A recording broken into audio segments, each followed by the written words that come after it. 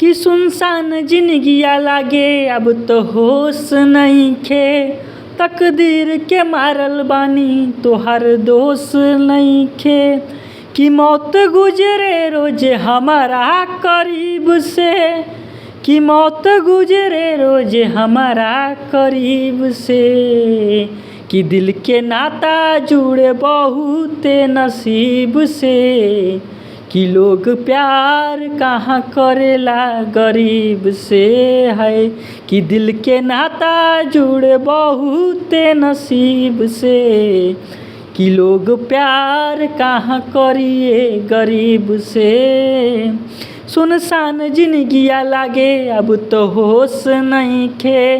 तकदीर के मारल बानी तोहार दोष नइखे। कि मौत गुजरे रोज हमारा करीब से। कि मौत गुजरे रोज हमारा करीब से। कि दिल के नाता जुड़े बहुत नसीब से। कि लोग प्यार कहाँ करिए गरीब से।